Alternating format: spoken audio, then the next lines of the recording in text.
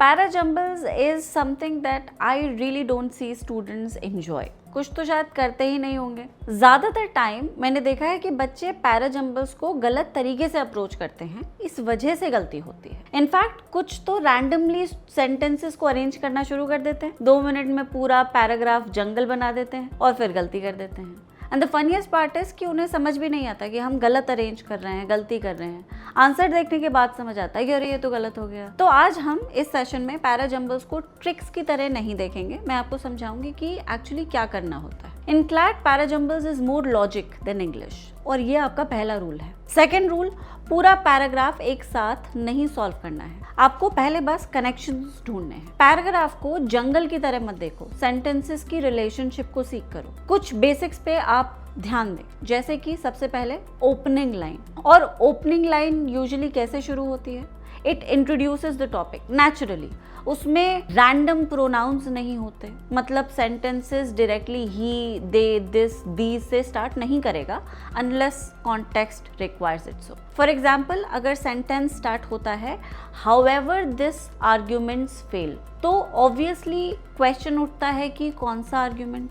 Paragraph हवा में तो टर्न नहीं ले रहा, मतलब उससे पहले कोई आर्ग्यूमेंट था जिसे डिस्कस किया गया, बाद में फिर हाउएवर जोड़ा है, तो इस हाउएवर से पहले एक स्टेटमेंट है। इसी तरह आप लिंक्स आइडेंटिफाई करें। पैराजंबल्स में वर्ड्स बहुत सारे क्लूज देते हैं, however, therefore, additionally, for example, in contrast. ये सब सिग्नल्स हैं, ब्रेड क्रम्स की तरह। इनको आप फॉलो करें, घर तक पहुंच जाएंगे। अब आते हैं प्रोनाउंस पर। प्रोनाउंस बहुत नीडी होते हैं, ही, शी, दे, दिस, दीज। सबको पहले इंट्रोडक्शन चाहिए होता है। अगर कोई सेंटेंस बोल रहा है they were heavily criticised for the decision, they कौन है? मतलब कोई सेंटेंस था पहले जिसमें इन दे को इंट्रोड्यूस किया गया था। You need to identify who or what the sentence is talking about. एक और बात, क्रोनोलॉजी इग्नोर बिल्कुल नहीं करनी। सपोज एक सेंटेंस बोलता है this incident later became a turning point. Later मतलब पहले इंसिडेंट एक्सप्लेन किया हुआ है। 100 बातों की एक बात, आपको बस लैंग्वेज का नेचुरल फ्लो समझना है। इसलिए मैं बार बार बोलती हूँ कि पैराजंबल्स आर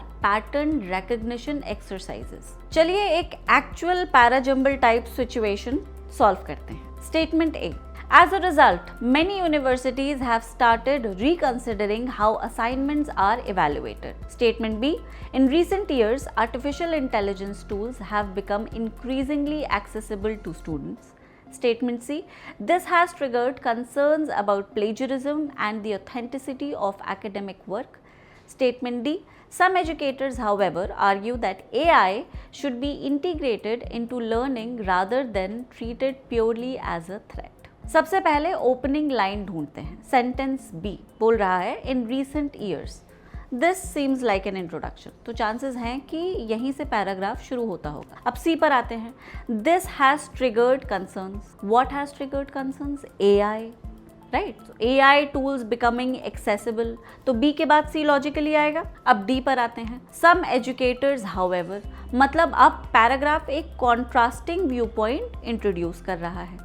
पहले कंसर्न डिस्कस हुआ, अब ऑपोजिट पर्सपेक्टिव आ रहा है। और फिर ए, एज अ रिजल्ट किस चीज का? इंटायर डिस्कशन का। तो फ्लो क्या बन गया? बी, सी, डी, ए। ओवर थिंकिंग के बिना आराम से सॉल्व हो गया। लॉजिक से ज्यादा आपने क्या देखा? कनेक्शंस को देखा, नेचुरल फ्लो को देखा, और पैराजंबल सॉल्व हो गया। तो आप यही करें, पहले ओपनिंग लाइन को आइडेंटिफाई करें, फिर प्रोनाउन के लिंक्स को देखें, कॉन्ट्रास्ट वर्ड्स को देखें, फिर क्रोनोलॉजी पर आएं, and then mandatory pairs. Description में पैराजंबल प्रैक्टिस शीट दी गई है, स्पेशली क्लैट स्टाइल क्वेश्चंस के साथ। तो आप पहले डिस्क्रिप्शन ओपन करें, लिंक से डाउनलोड करें और सॉल्व करना शुरू कर दें। कोई परेशानी आती है तो पूछ लें।